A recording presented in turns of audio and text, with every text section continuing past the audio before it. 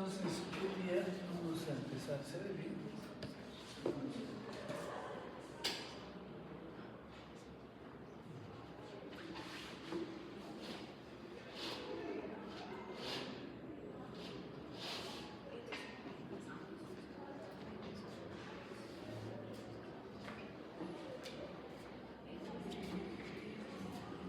Bien, entonces, como les decía, hoy día vamos a empezar el tema de demografía en sí. El otro capítulo fue, demografía fue, ahora empezamos epidemiología. Entonces, en epidemiología,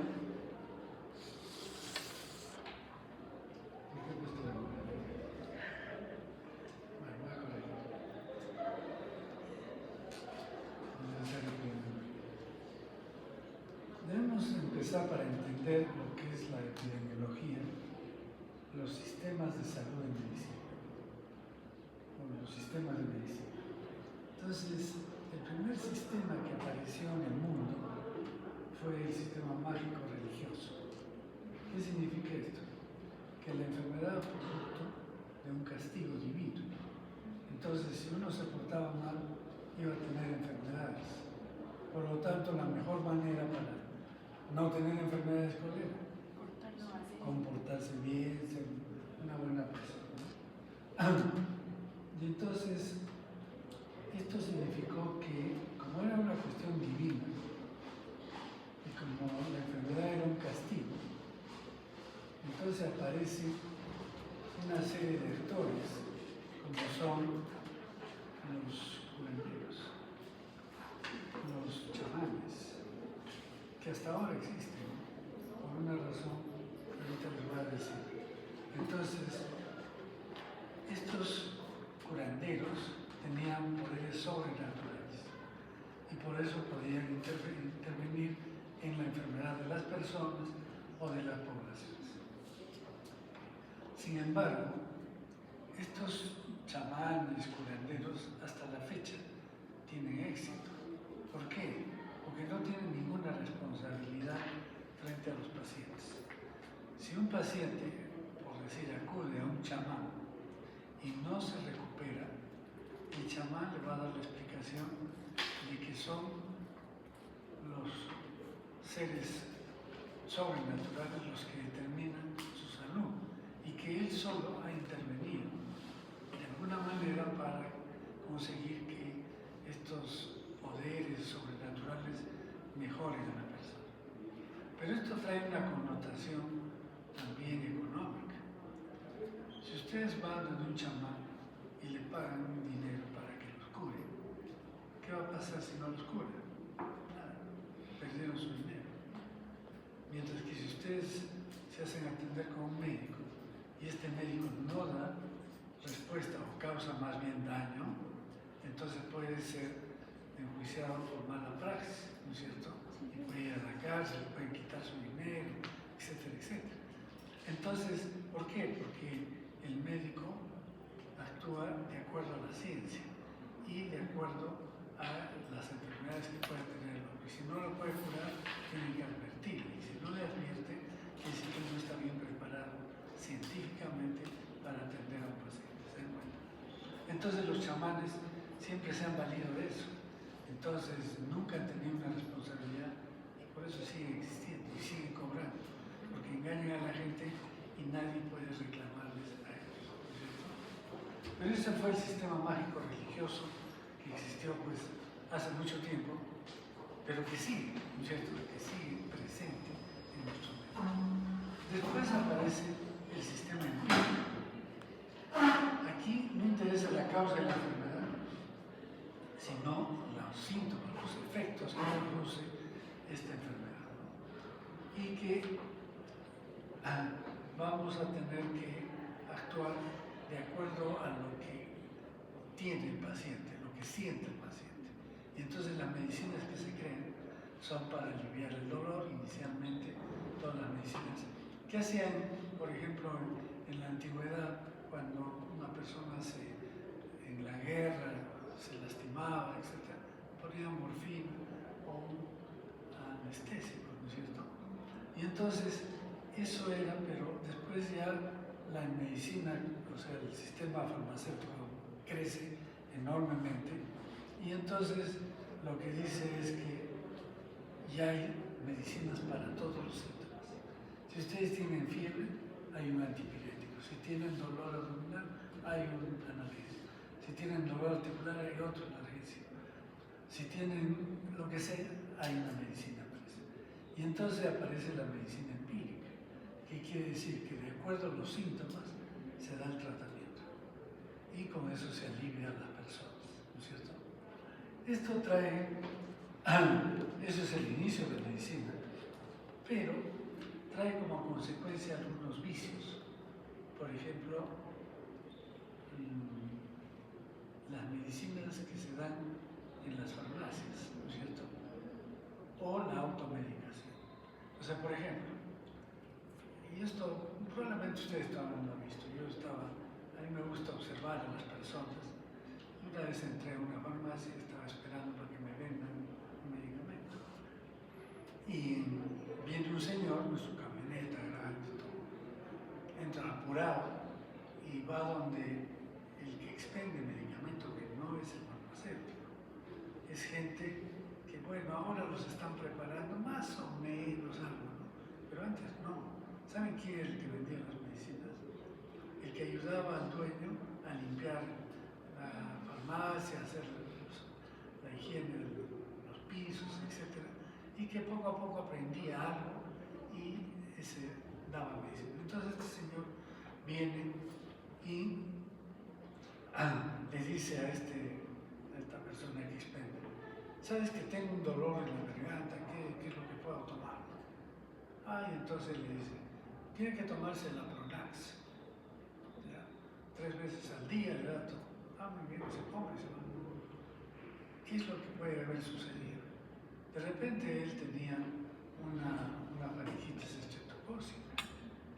¿Y qué es lo que está haciendo con el Apronax, que es un antiinflamatorio?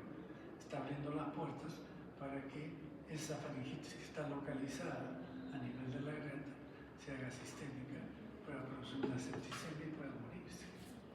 Entonces, vamos por 2 lados. Una es en parte, ignorancia de esta persona que tiene dinero, que puede ir a un servicio de salud adecuado, pero no, es más fácil ir a la farmacia y pedir algo. Entonces hay una ignorancia de esa persona.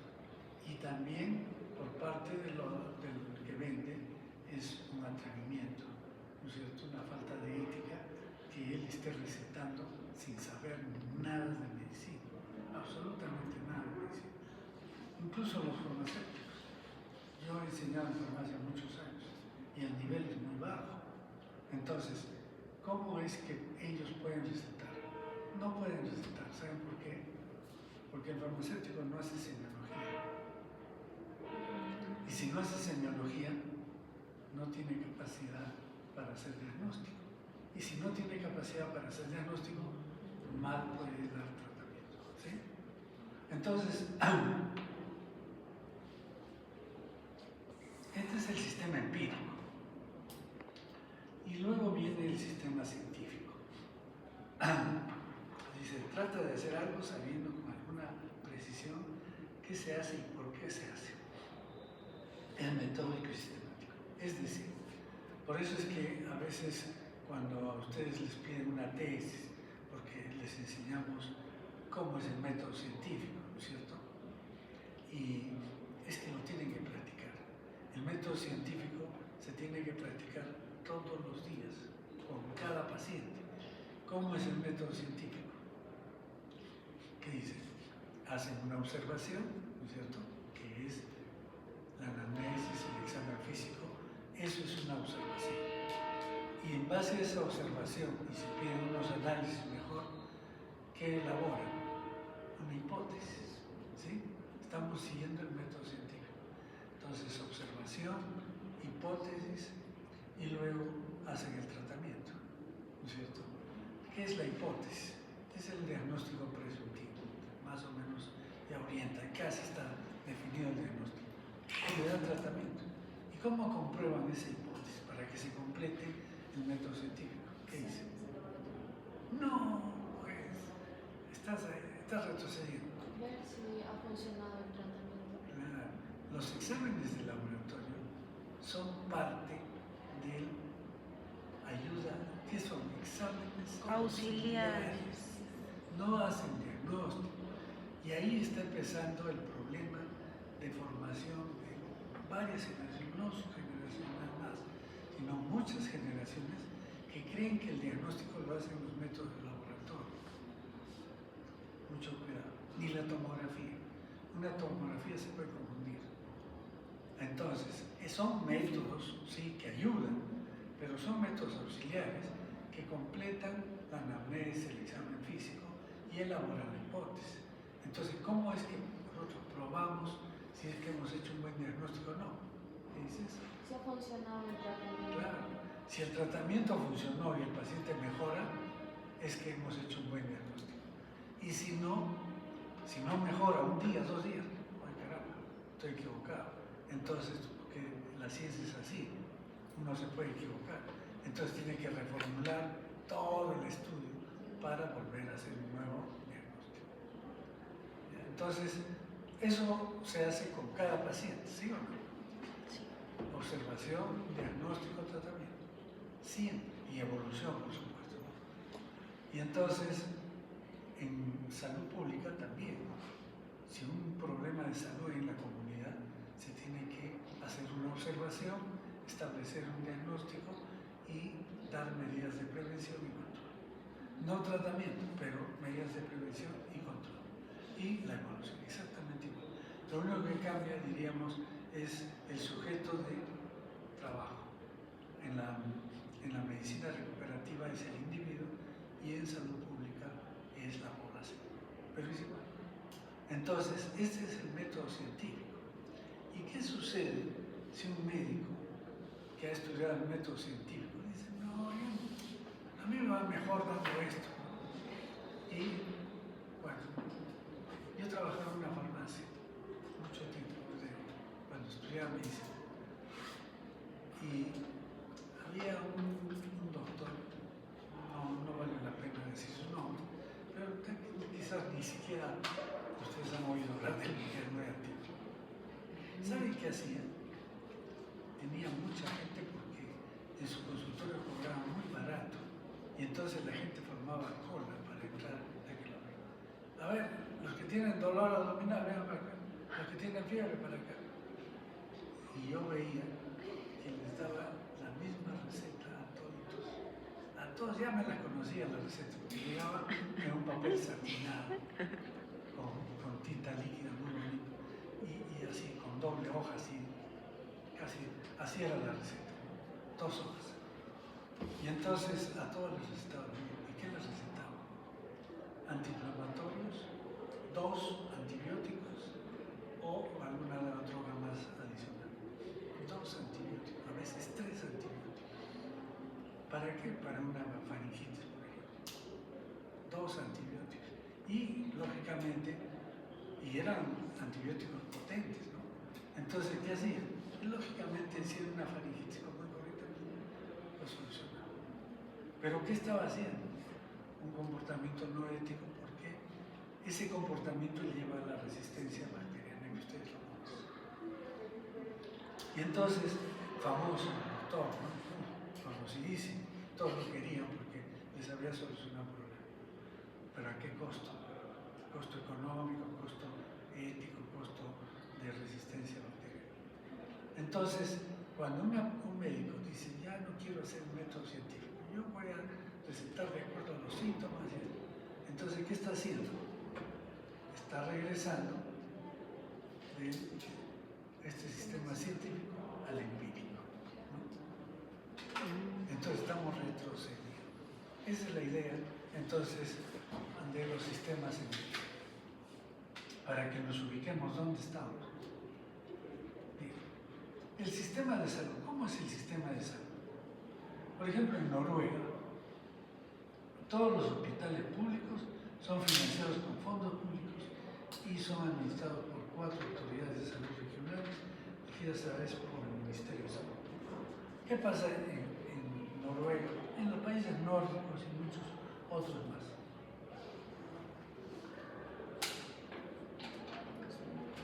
la gente que trabaja paga un impuesto alto. A veces hasta el 50% de su sueldo, a veces más, es en impuestos. Pero si se enferma, tiene una atención de primera con los últimos adelantos tecnológicos del mundo y completamente gratis. Y también, por supuesto, sigue ganando su sueldo. Entonces no se hace problema, lo atienden bien y se recupera perfectamente. Pero es un costo alto. Pero todo es público. No existe la parte privada. No tiene sentido. Tú irías a un particular sabiendo que en el sector público te atienden de primera y completamente gratis, ¿no es cierto?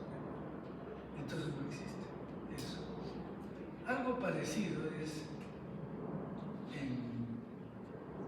a ver, vamos a ver acá, ¿qué es? En Francia, el sistema sanitario está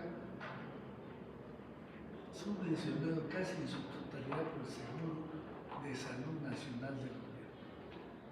Es decir, aquí hay un seguro, no es el Estado como tal, sino que hay un seguro que se paga también parte del impuesto, y ese seguro, así como nuestro seguro social, algo parecido.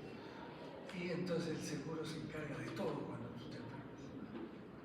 Entonces también puede ser que haya la parte privada, pero muy restringida, y para los que no tienen cobertura el sistema de salud. España también tiene un sistema más o menos parecido. Tiene lo que es la atención primaria, los CAP, Centro de Atención Primaria, donde uno necesariamente tiene que irse a atender. No puede ir de frente a un hospital. Y entonces en el CAP hay un triaje muy estricto que incluso a veces no llegas a que te atiende el médico. Te atiende una enfermera. Y la enfermera ve, está especializada, y entonces ve si es necesario que te vea el médico o simplemente te da una recomendación. Si es que es amerita que te vea el médico, te pasa al médico. Y el médico te ve en el primer nivel. Soluciona el 80% de la patología. Y si ya es complicado, si ya es una cosa más grave, te deriva con una nota al hospital. Si tú no tienes esta nota, no puedes ir al hospital, no te van a recibir. Entonces tiene una secuencia de referencia que va de lo más simple a lo más complejo. Y si ahí no hay tu centro hospitalario no te puede dar solución, llama a un helicóptero y te llevan al centro más especializado del país. Y te pueden hacer desde una apendicitis hasta problemas cardiovasculares severos o de otro tipo. Entonces, ese es un sistema. Sin embargo, están empezando en España a tener un problema de cobertura. Hay mucho migrante que no aporta, etc. Entonces muchas veces no puede ser atendido. Y en las grandes ciudades, sobre todo en Madrid, hay ya clínicas privadas. ¿Por qué? Porque hay mucho extranjero, porque hay, digamos, embajadores, gente que va por negocios y que no tiene necesariamente que atenderse en un centro de atención primaria, que se va directamente a lo más especializado, pero eso le cuesta su dinero. Y algunas de las ciudades, Barcelona está empezando, los catalanes son los más reactivos a la parte privada, pero ya está entrando también Barcelona y otras ciudades. Pero ese es fundamentalmente para un grupo minoritario que tiene dinero, ¿no? Pero el resto de la población perfectamente se acepta.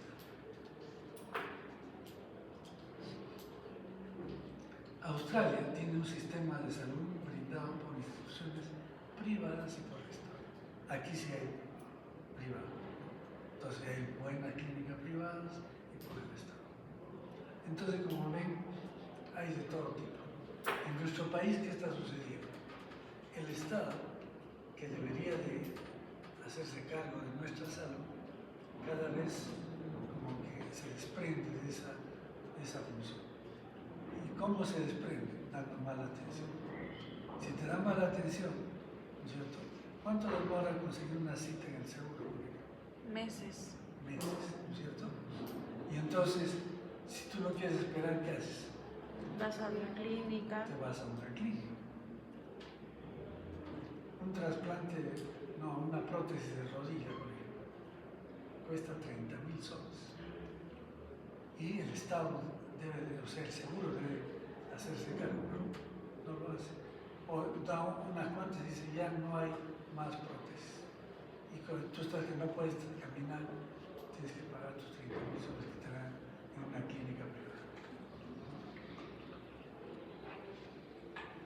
Aparte de eso, como política del Estado, hay que uno puede elegir si solo quiere estar en el seguro o si quiere hacerse atender en una clínica privada. Esto es una atención privada, como se llaman estas, es un sistema de atención que tú vas a tu empleador y dices, ¿sabe qué? Yo necesito que me atienda en una clínica. Yo no quiero, o el seguro que solo sirva para beneficios sociales, por ejemplo. Entonces tú pides eso y eso está permitido, ¿no? Que uno pueda asistir a este sistema privado de atención. Y entonces el sistema privado también funciona que si te da la atención médica, perfecto. Si aumentas varias consultas, ya te cobra un porcentaje más, te dan unas medicinas básicas y si quieres más o necesitas más, ya tienes que pagar. Los análisis también son básicos, pero necesitas esto, ya paga el 20%, el 30%, ya van regulando, pero es privado. Entonces, eso es lo que hace el Estado, ¿no? Y el seguro, como les he comentado, es el aporte, el seguro social es el aporte de todos los trabajadores, pero no llega todo el dinero que se recauda hacia el sistema de seguridad social, sino que lo maneja una caja especial que es parte del Ministerio de Economía y Finanzas. Entonces, una parte se queda para otros gastos y una parte le da al seguro. Por eso que no pueden aumentar médicos, no pueden comprar la medicina, aparte de la mala gestión que se hace. No mala gestión solamente por ineficiencia, sino por corrupción, ¿no? Entonces compran a los proveedores que les conviene, de mala calidad, etcétera, etcétera. Bueno, es todo un tema, ustedes lo saben también. Bien. Entonces ya hemos visto cómo es la medicina, o sea, la salud, cómo es la atención de salud en diferentes países. Y quizás comentar también que en nuestro país hay un tema importante que es la brecha social. Y la brecha social es que justamente los que tienen más dinero tienen mayor acceso a los servicios de salud, incluso del Estado. Y los más pobres no tienen ni siquiera acceso a los servicios de salud del Estado. Quizá algo que ha mejorado un poco es, o sea, la atención de la gente pobre, es el SIS. El SIS ha venido a sustituir al Seguro Social a tal extremo que muchos que tienen Seguro Social van al SIS. Pero hay un sistema de control que no permite, pero lo pueden hacer. Entonces, esto hace que el SIS se hace cargo de más del 50% de la población que no tiene seguro social. Pero también es un sistema que tiene y no tiene, digamos, un servicio de calidad. A veces hay todo lo necesario, pero a veces no. Pero cubre sobre todo enfermedades que son importantes para el Estado: tuberculosis, hipertensión, diabetes, SIDA, por ejemplo. Muchos de los migrantes que vinieron de una forma masiva venían con VIH y exigían que les den el cáncer también tiene cobertura del SIS. Entonces, como quiera que esto ha solucionado un poco, porque los que trabajan se debe atender por el seguro, pero el seguro no funciona. Bien. Veamos ahora el contexto histórico de la epidemiología. Hipócrates ya estudió las enfermedades de muchísimo tiempo, 400 años antes de Cristo. Y él decía que las enfermedades surgen debido a problemas del ambiente. Y ustedes recuerdan que él decía que, por ejemplo, la malaria, ¿cómo se adquiría? Por mal aria, que significa mal aire. Y entonces significa que la gente que entraba a los pantanos inspiraba ese mal aire, sufría de malaria. Bueno, no es cierto, pero de alguna manera tenía una relación de lo que pensaba. O sea, que la gente que iba a los pantanos era atacada por los mosquitos y por eso aparecía con malaria.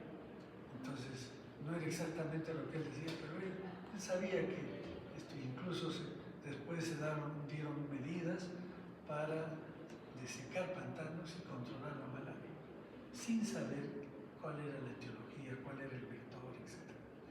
Entonces, ya desde esa época se decía pues, que el ambiente era fundamental para las enfermedades. John Snow es el padre de la epidemiología. Este es un inglés que hace un estudio pionero de epidemiología científica en Londres. Ustedes saben que en esta época, en el siglo XIX, aparece una enfermedad que mataba hacia mucha gente, desaparecía poblaciones. Era el cólera. Y entonces él comienza a estudiar la epidemia de cólera en Londres. ¿Y qué es lo que hace? Él comienza a tomar nota de todos los que fallecían por cólera. Y entonces iba y preguntaba a la familia varios aspectos, ¿no? O sea, hacía una anamnesis de qué es lo que habían hecho, dónde estaban, qué comían, etcétera, etcétera. Y comenzó a hacer un mapa de Londres y a anotar dónde estaba la gente que moría. Y entonces se dio cuenta que la mayor parte de la mortalidad de los londinenses por esta enfermedad eran más o menos en el mismo sitio. Se daba ahí una aglomeración de los casos. Y él la relaciona con el servicio de agua. Entonces dice, algo pasa aquí. Y comienza a estudiar quiénes consumían agua de las empresas que surtían el agua. Este Software o Lambert son empresas que vendían agua, porque antes no había agua potable. Y entonces ellos sacaban el agua de unos pozos, ¿no? Y del subsuelo, por supuesto. Y entonces sacaban el agua y la vendían. Y comienza a hacer el estudio y encuentra que, miren, esta población atendida por esta empresa surtidora de agua llegó a atender a 167.654 personas y el número de muertes por cólera fue 844. Y en el de esta es una empresa más pequeña, era de 19.133 personas que atendía esta empresa y aparecieron solamente 18 casos. Pero así en números enteros no sirve. En epidemiología nunca comparamos valores absolutos, sino comparamos tasas o proporciones. Por eso hemos estudiado tasas, ¿no es cierto? Y entonces, la tasa de mortalidad por cólera por 1000 habitantes de los que consumían de esta surtidora era 5 por 1000 habitantes, mientras que en la otra no llegaba a 1.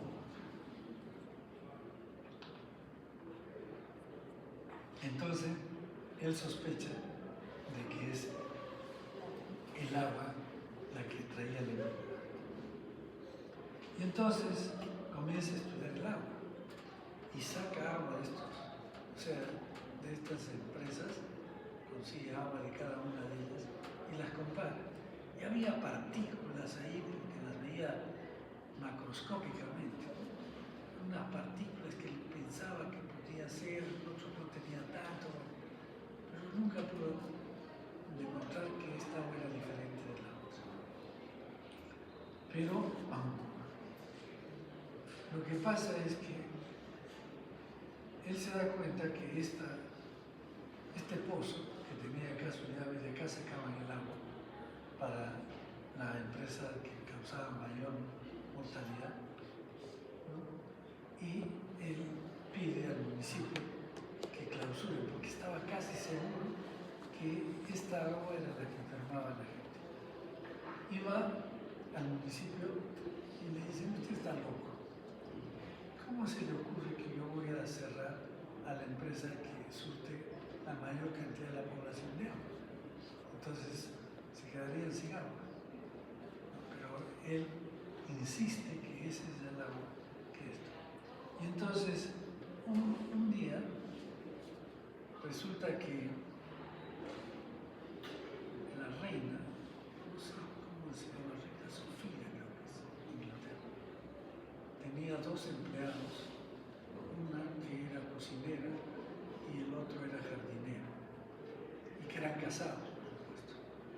Y entonces un día viene el hombre llorando, desesperado, donde la reina, y le dice que su esposa ha fallecido. Y entonces, ¿pero por qué ha fallecido? Le dice. No, estaba muy bien, pero tenía tos, había tenido un resfrío. Y él le compró un jarabe que vendía en la calle. Y entonces, es lo único que había tomado de diferente con él, ¿no? Porque comían juntos, todo. Entonces, que se llama la reina, esta reina tenía cierta amistad con Jon Snow. Como era médico, lo llama y le dice: mira lo que ha pasado. Y entonces él rápidamente relaciona y va a averiguar cómo hacían ese jarabe. Y ese jarabe lo hacían con agua cruda y lo preparaban. Entonces ya estaba completamente seguro que era esa agua en la que traía la enfermedad. Y entonces habla con la reina. Y gracias a la influencia de esta reina es que cierra esta fuente de agua. Y esta fuente se ha quedado ahí como un testimonio de la época del cólera en Londres. Miren, incluso acá hay una tienda que ya vende cosas diferentes que se llama Jon Snow, porque Jon Snow con mucho problema hizo cerrar eso, y cuando se cerró esa llave se acabó el cólera en Londres. Entonces este Jon Snow pues, es el pionero de los estudios epidemiológicos en Londres y que es reconocido mundialmente. Estamos hablando de 1800 más o menos. Luego, en 1951 al 61, mejor dicho, en personas que eran todos médicos, del 51 al 61, hace una casuística. Esto ya es en 1960, 61, 62, quizás hasta los años 70. Y entonces es el estudio entre estos dos investigadores que establecen la asociación entre el tabaco y el cáncer pulmonar.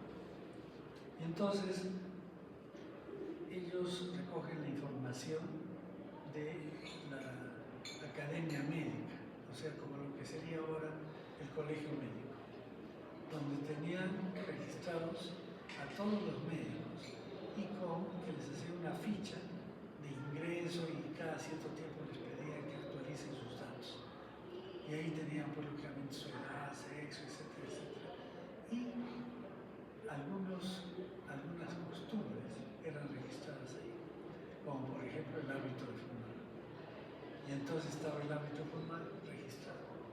Y entonces ellos realizan la revisión de todas esas fichas de los médicos durante esos 10 años y se dan cuenta de lo siguiente. Miren, que aquellos que no fumaban, su tasa de incidencia de mortalidad por cáncer de pulmón era prácticamente cero. Había unos casos. Aquellos que llegaban a fumar 10 cigarrillos diarios, la tasa de mortalidad aumentaba. 20 cigarrillos, mucho más. 30, mucho más, 40 cigarrillos más. Porque había gente muy fumante.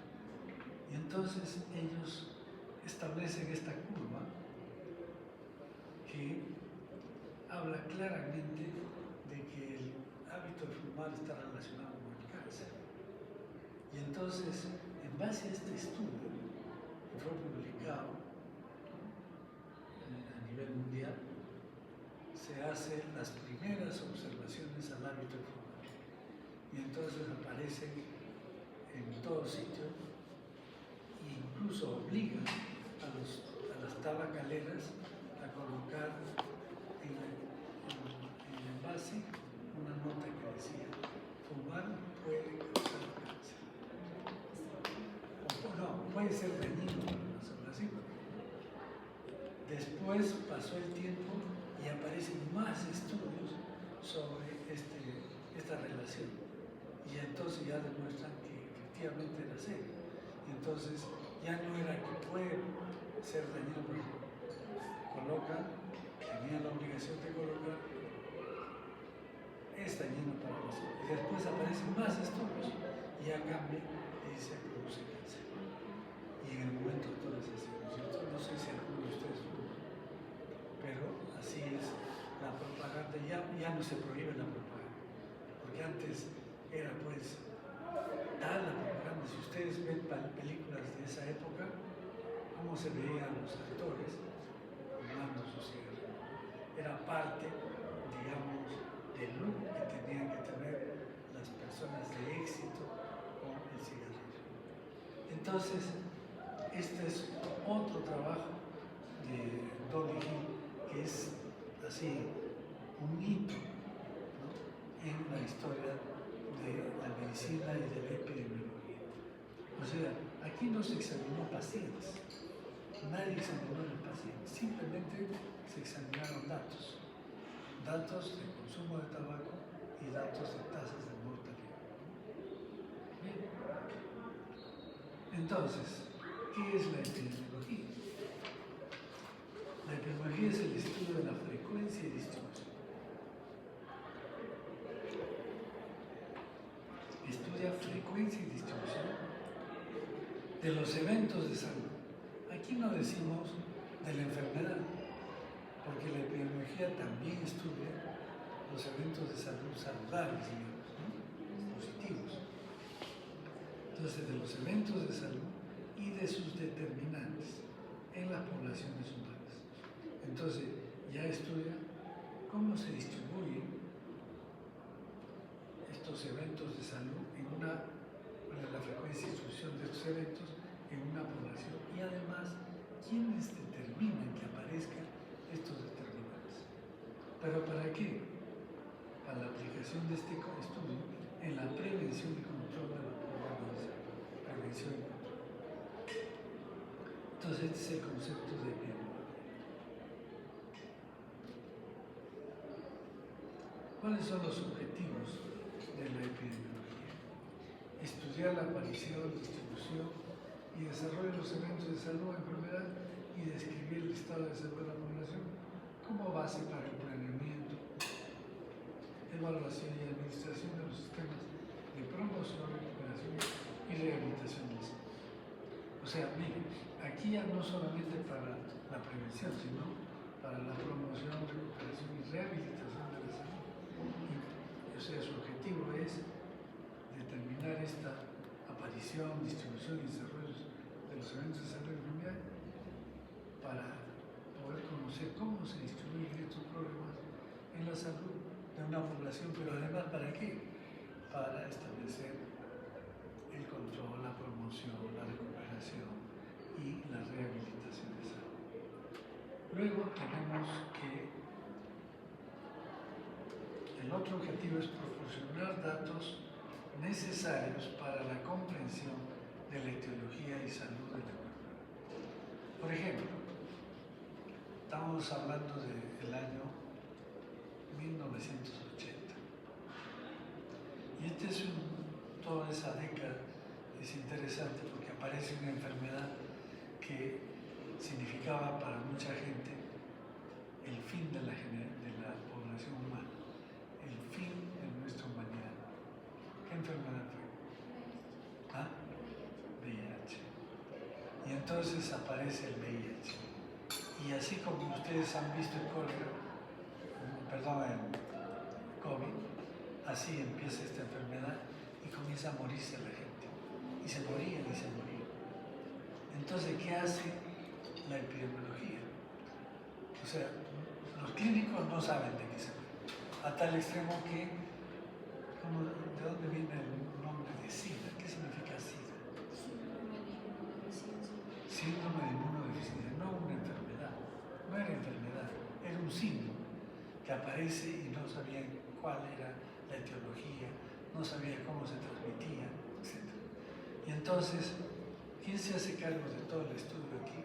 Es la epidemiología. Entonces los epidemiólogos del mundo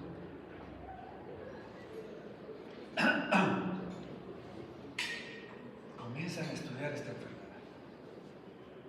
¿Y qué es lo que encuentran? Primero estudian quiénes eran enfermos, quiénes se enfermaban. La mayoría eran personas homosexuales y drogadictos. Que muchos de los drogadictos también tenían promiscuidad sexual también. Entonces todo está en relación a la parte sexual y drogadicción. Y entonces, con este dato, los epidemiólogos ya actúan. O sea, no solamente la epidemiología es proporcionar datos, sino actuar. ¿Y cómo actúan? ¿Saben?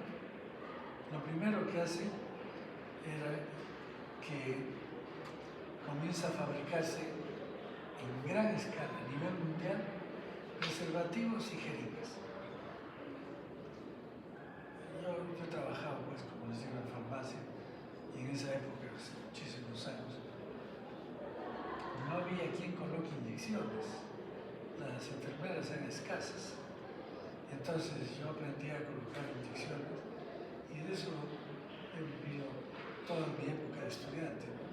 Ganaba mi dinero y tenía mis jeringas de vidrio con agujas de metal, completamente metal, ¿no? Como las de ahora que tienen plástico. Y eso se hacía hervir en una cajita en la cocina. Se hacía hervir con agua hirviendo y se lavaba y se hacía hervir y eso se reusaba. A tal extremo que las agujas perdían el bisel, ¿no? Y entonces había como una platinita que uno podía afilarla ahí para recuperar el bisel, porque una aguja era carísima y una jeringa en este momento podría estar una jeringa de vidrio unos 50 soles, algo así. Entonces tenía que reusarse, pero cuando aparece el SIDA se comienza a producir jeringas a tal extremo, en tal cantidad, y ya todo descartable. ¿Cuánto cuesta una jeringa? 40 centavos, 50 centavos, así cuesta una jeringa, una hoja. Entonces, eso sirvió para que se controle la transmisión a través de los drogadictos. En Nueva York se dejaban, debajo de los puentes, se dejaban cajas de jeringas. ¿Para qué? Para que vayan los drogadictos, que no iban a comprarlos, y se saquen las jeringas de ahí. Y después comienza a producirse los preservativos en una cantidad también extraordinaria, que reduce reducen los costos y que incluso se repartía gratis.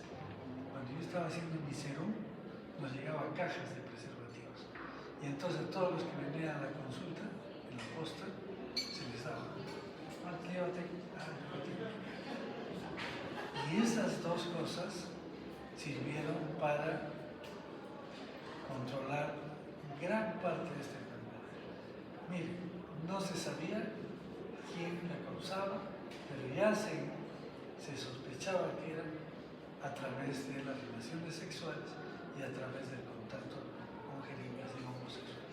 Solamente por haber hecho tasas de enfermedad en diferentes poblaciones, ¿no? En homosexuales, ¿qué se llama? En drogadictos, etc. O sea, es un estudio epidemiológico que solucionó el problema en gran parte o sea, quebró la curva de incidencia del VIH en el mundo, ¿no? O sea, eso lo hizo en un estudio epidemiológico, nada más. Y ya después, ya se empezó a hacerlo, la microbiología para saber qué era un virus, pero eso pasó 10 años, que si no se hubiese tomado las medidas dadas por los epidemiólogos, la población ya no existiría, así de simple. Bueno.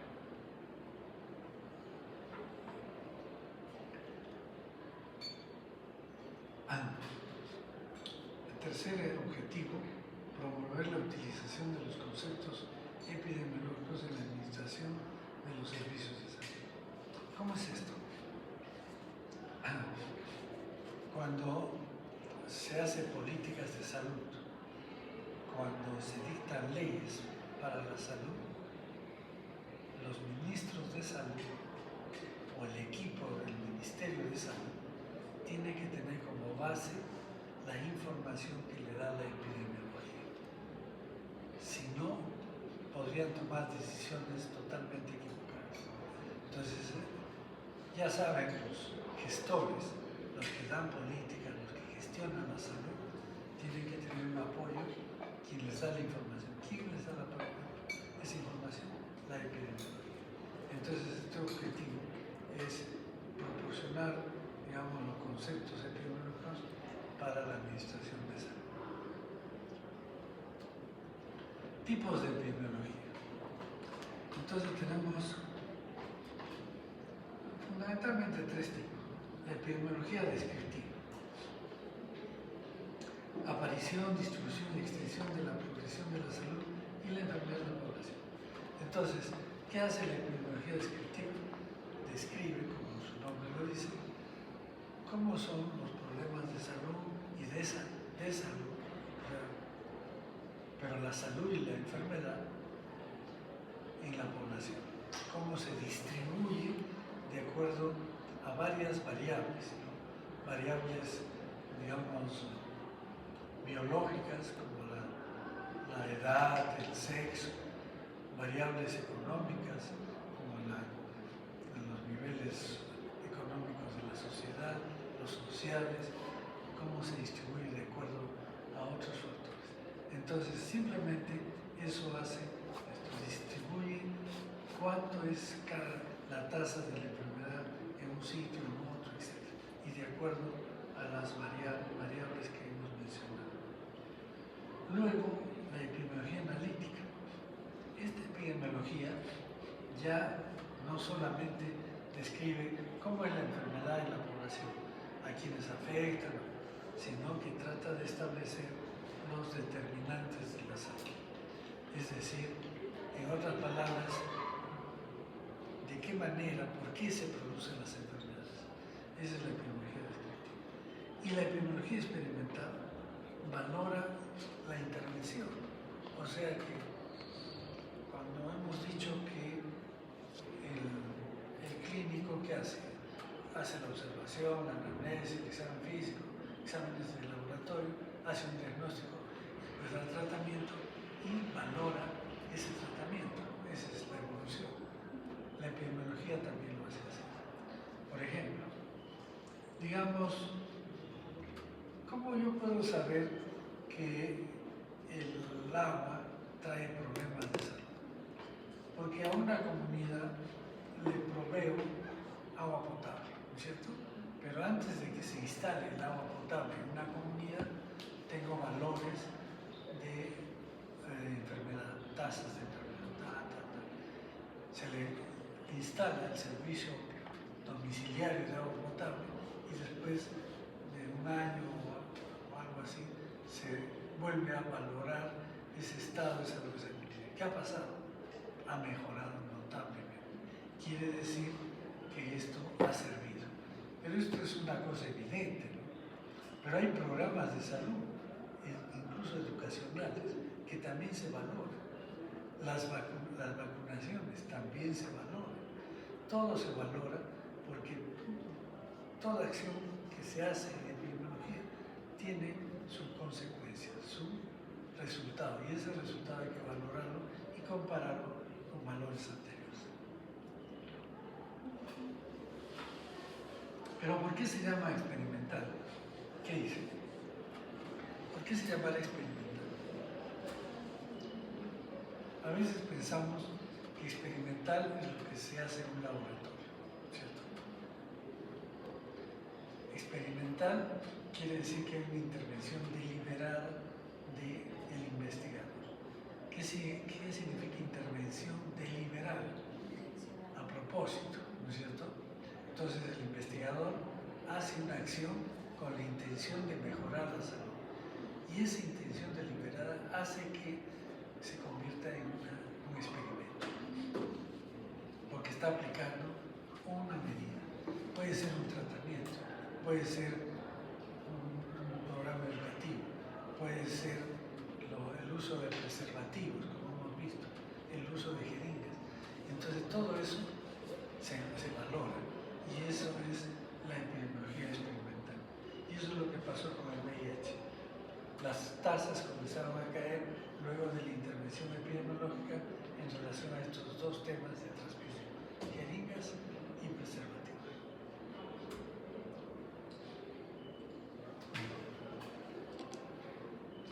Tipos de epidemiología. Entonces, la epidemiología descriptiva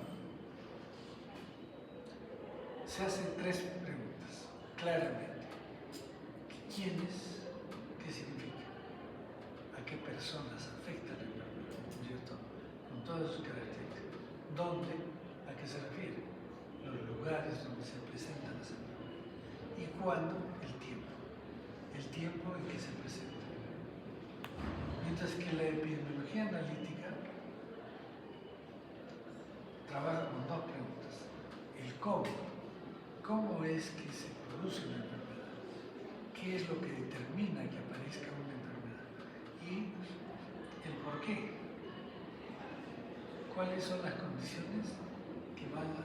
O sea, el cómo viene a ser más específicamente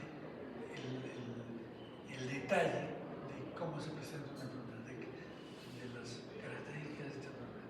Y el por qué, cuáles son los factores que contribuyen a que aparezca esta enfermedad. Entonces, por ejemplo, el cómo en una epidemiología sería por contaminación con agua potable, agua contaminada, ¿no es cierto? Es el cómo. Pero el por qué tomas agua contaminada? Por pobreza, por desconocimiento, etc. Entonces, eso es por... Entonces, miren, esto es importante que ustedes conozcan.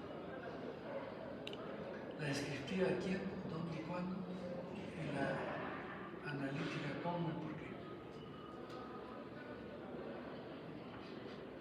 Empecemos por el tiempo. Hemos dicho que sería la respuesta de cuándo, ¿no? Vamos a empezar por el tiempo. La frecuencia de las enfermedades varía con el tiempo, lógicamente. Ciertos cambios ocurren regularmente y pueden tomarse medidas preventivas. Por ejemplo, en el momento actual ya estamos sintiendo frío, ¿no es cierto?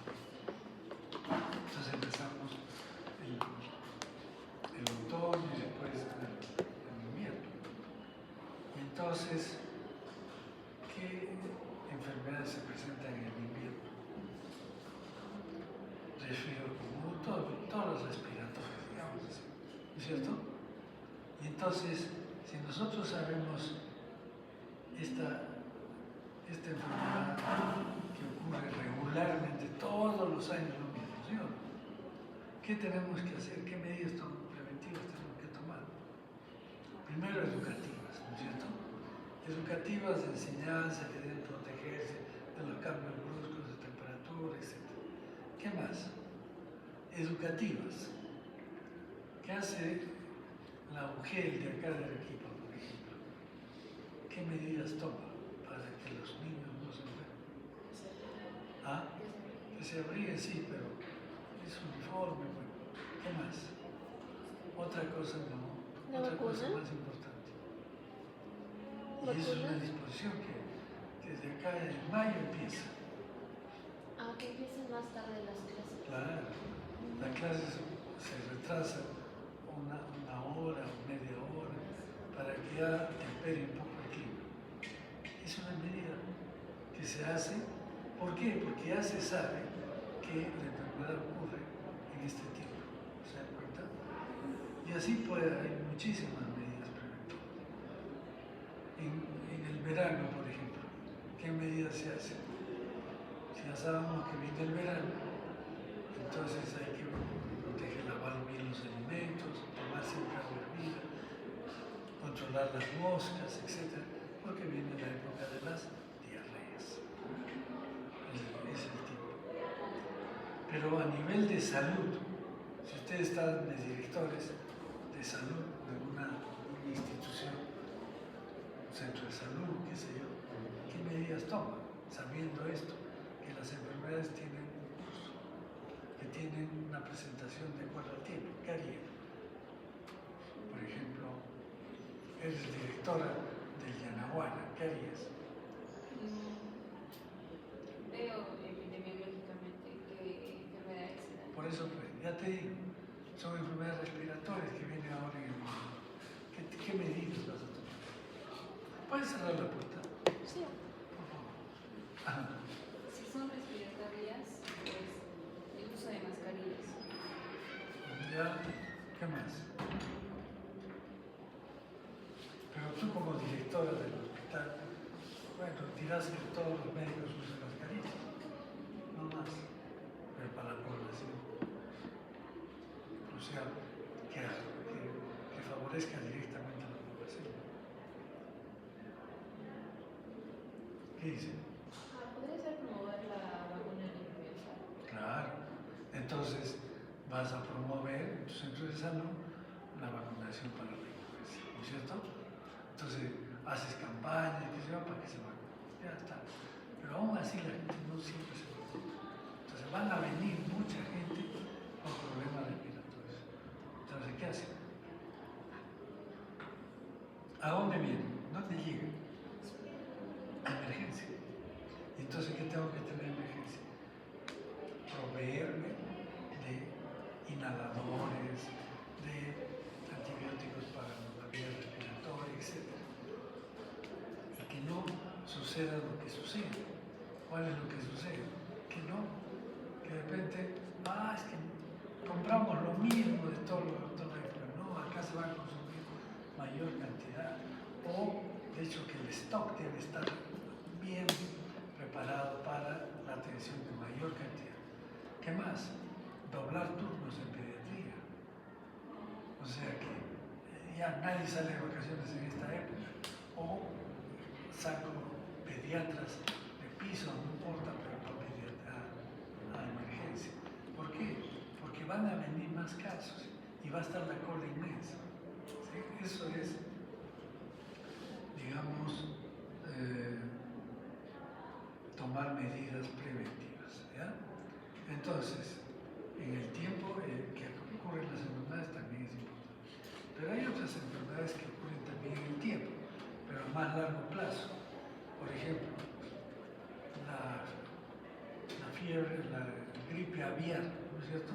Se da cada 10 años. Y así cada enfermedad tiene sus periodos. Se dice que ya debería de haber establecido, vamos todavía, son 10 años que debe aparecer otra vez el COVID, es lo que se calcula. O sea que ya tenemos que estar esperando y cada que hay un brote inmediatamente se toman medidas, ¿no es cierto? Bien, entonces eso es. Hay eventos que preceden a los cambios, pueden ser identificados para prevenir. Aquí, por ejemplo, ¿qué eventos preceden a los cambios y que pueden ser identificados para prevenir? Por ejemplo,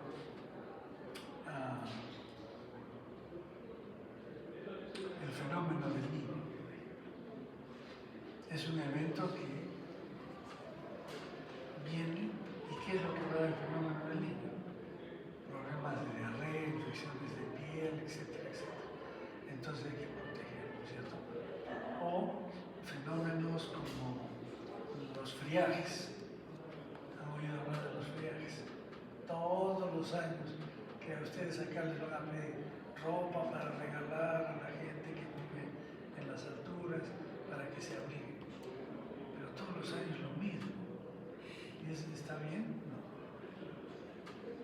Ahí, por ejemplo, como en otros países que viven a más fríos, no tienen problemas, porque tienen casas adecuadas. Aquí no. En vez de que se les provea a esa gente, se les dé facilidades para tener casas saludables, ¿no? Y entonces, por eso se enferman. Entonces hay que llevarles frazadas y todo lo demás, ¿no? Entonces no se toman las medidas. Entonces esos eventos preceden, pero por ejemplo, un terremoto, nosotros somos zona sísmica, un terremoto que trae falta de agua, o estas riadas, estas torrenteras que ha habido ahora, ¿no es cierto? Que ha habido falta de agua. Entonces hay que prevenir esas cosas, porque ya se sabe que viene, época de lluvia, vienen estos problemas. Hay que identificar el patrón de ocurrencia de la enfermedad. Este patrón de ocurrencia de la enfermedad obedece a curvas. ¿Cómo aparecen las enfermedades? Por ejemplo, una enfermedad que aparece rápidamente y cae, ¿no? Y compromete a un gran número de la población, pero rápidamente aumenta el número notablemente y después cae.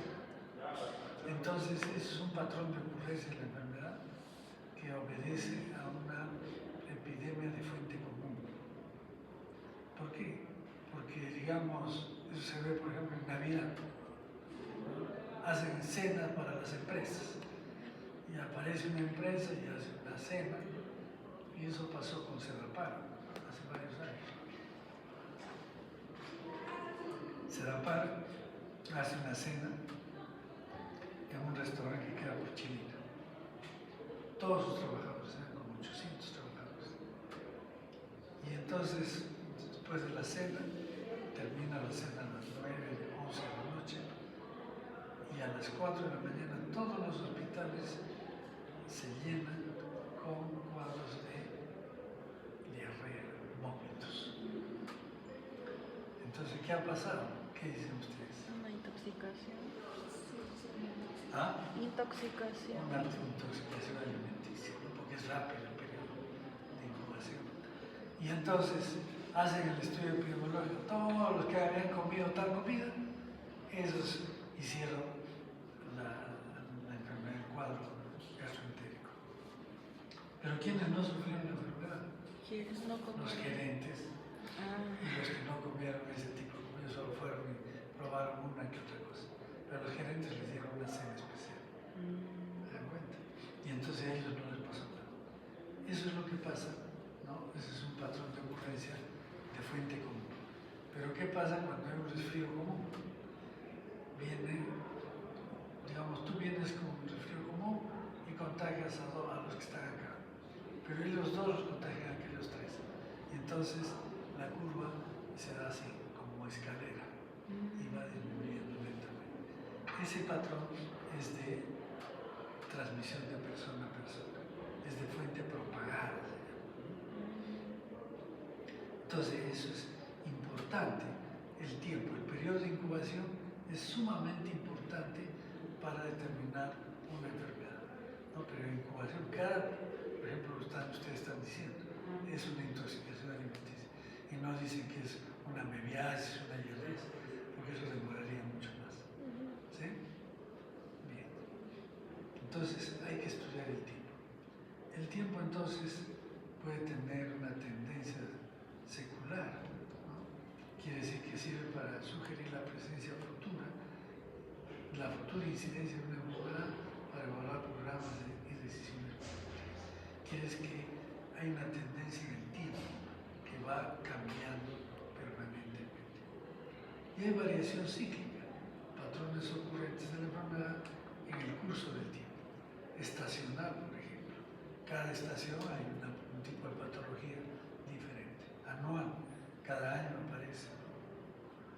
Por ejemplo, ustedes conocen que se festeja en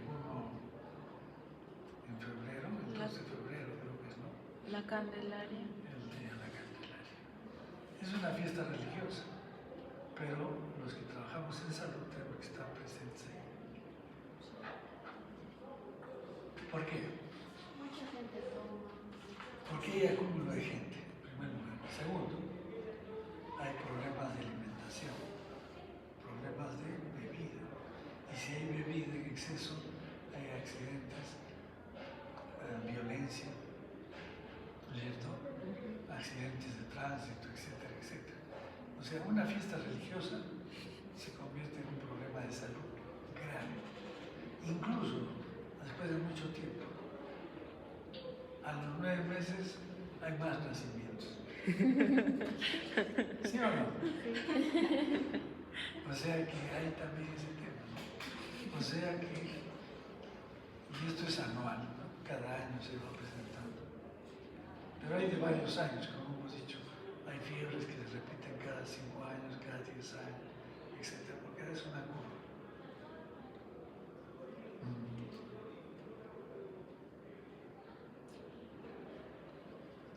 Esto es lo que les decía un poco, la curva epidémica. En el eje horizontal tenemos el tiempo en horas. O en horas, días o semanas, ¿no? No, doctor, no está presentando. ¿Qué? Está presentando ¿No está bien? el eje. Bueno, dijo eje, bueno. Es el eje horizontal, acá está. ¿Qué les he dicho? No se ve. Ay, está bien. Pensé que estaba presentando una imagen, pero no. Ah, no. La curva epidémica es que en un eje horizontal tenemos el tiempo y en el vertical, ¿qué tenemos? El número de casos. Entonces nos va a dar una curva, ¿no es cierto? Eso se llama la curva epidémica. Lo que les he mencionado hace un rato. Y la forma puede ser de fuente común, que todos se intoxican o que todos adquieren la enfermedad en un solo sitio. El ascenso es brusco. Y fuente propagada, serie de picos progresivamente más altos. Entonces, esas dos curvas, de fuente común y de fuente propagada, son curvas epidémicas que es necesario tener en cuenta. Pasamos al lugar. El lugar también es importante en la epidemiología descriptiva. ¿Qué es lo que sabemos del lugar? Permite sospechar etiologías. Por ejemplo, ¿ustedes saben qué significa Cotahuasi?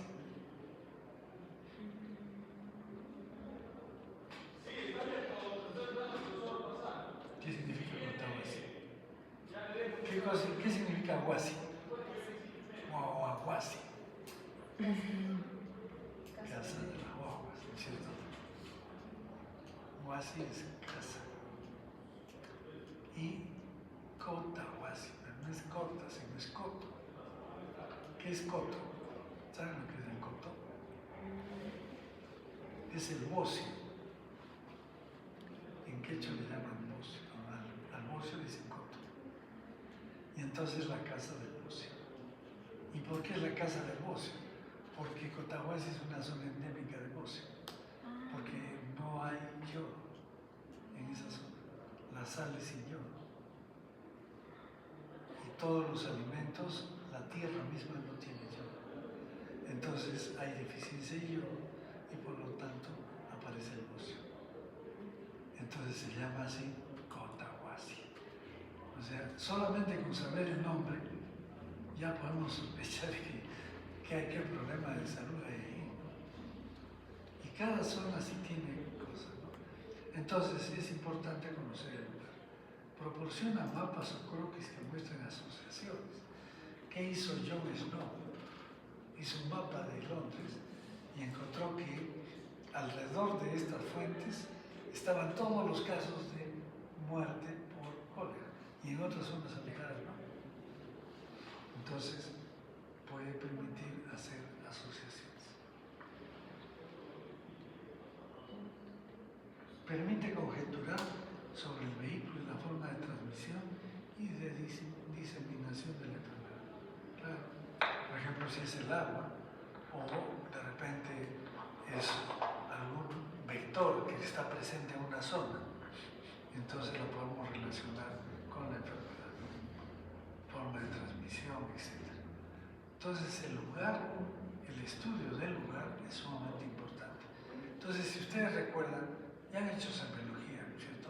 Sí. Han hecho semiología topográfica, lo que es cabeza y cuello, Sí, lo sí, que sí. es miembros, extremidades, lo que es el sistema circulatorio, el sistema osteomuscular, etc. Eso en epidemiología es como algo parecido a esto, ¿no? Estudiamos qué cosa, el lugar, y el lugar nos va a permitir hacer la topografía de la enfermedad, y ya no en una persona sino en la población.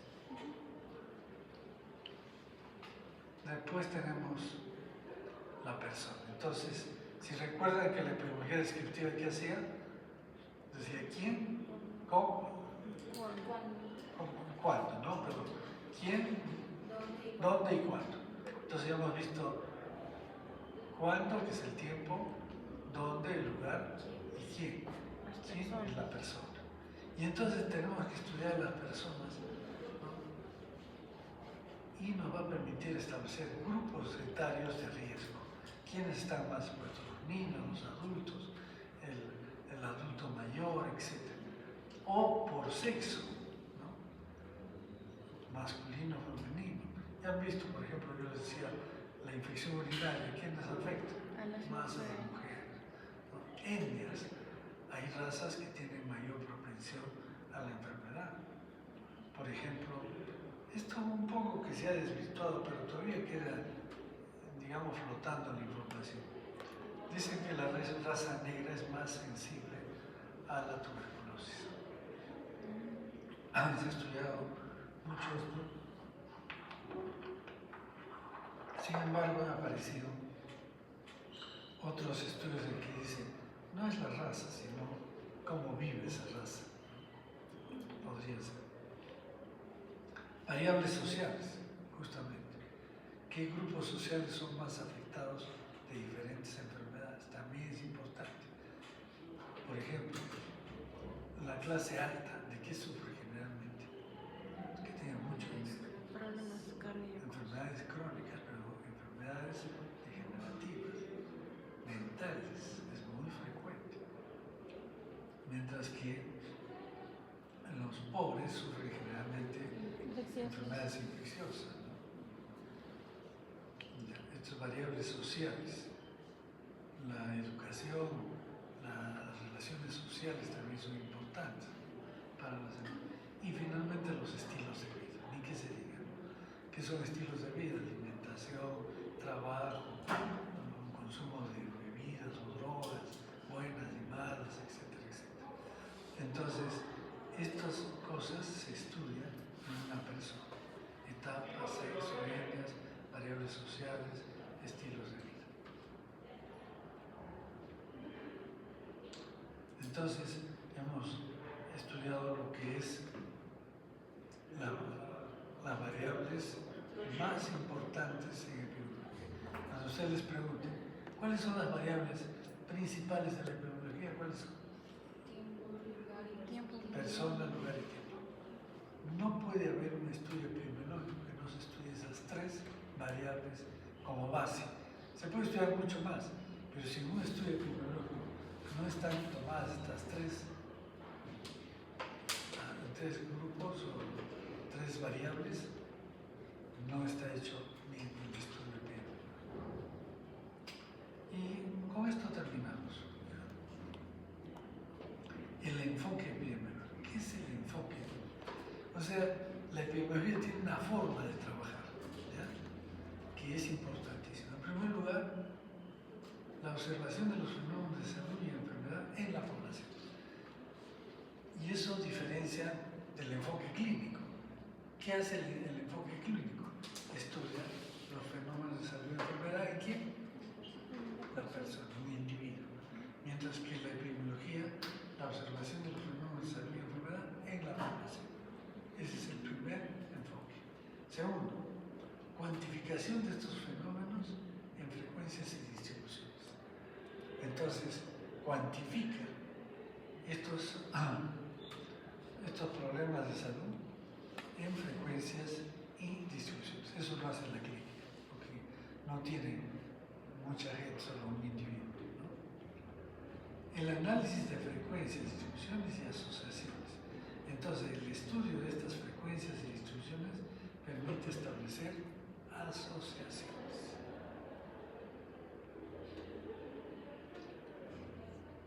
Y finalmente, la definición de cursos de acción apropiados.